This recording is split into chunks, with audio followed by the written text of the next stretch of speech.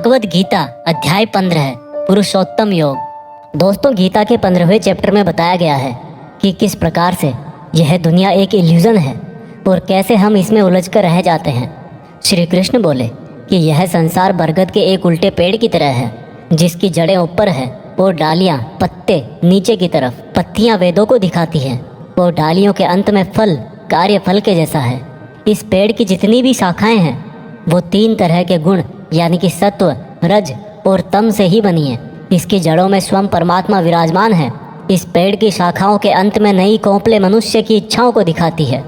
यह पेड़ हर दिशा में इस तरह से बढ़ा रहता है कि ज्ञान के अभाव में मनुष्य इसमें उलझकर ही रह जाता है, और जो इस पेड़ के रहस्य को जान लेता है वह परम ब्रह्म को प्राप्त हो जाता है।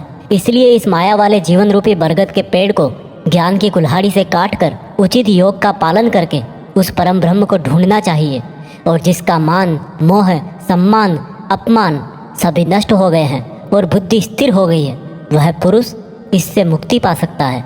और मुक्ति पाकर जिस परम पद को वे पुरुष प्राप्त होते हैं उसको कोई भी सूरज रोशन नहीं कर सकता, क्योंकि वह मेरा परम धाम है। हे अर्जुन, इस मानव शरीर में आत्मा मेरा ही अंश है और यह आत्मा ही मृत्यु के बाद दूसरे शरीर में चली जाती है।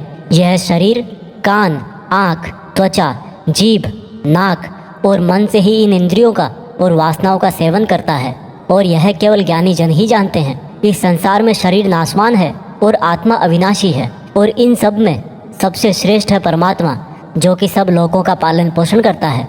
इसलिए मैं ही पुरुषोत्तम हूँ। दोस्तों, इस चैप्टर में हमने देखा कि हम जिंदगी में बहुत बार उस चीज़ के पीछे भागते हैं जिसको हासिल करके भी हमारी इच्छा खत्म नहीं होती। हम जितनी इच्छाएं पूरी करते हैं उतनी ही और बढ़ जाती हैं। इसलिए उस इंसान को जिसको लाइफ में कुछ बड़ा करना है, उसको अपने डिटर्मिनेशन से उन इच्छाओं के जाल को काट देना है।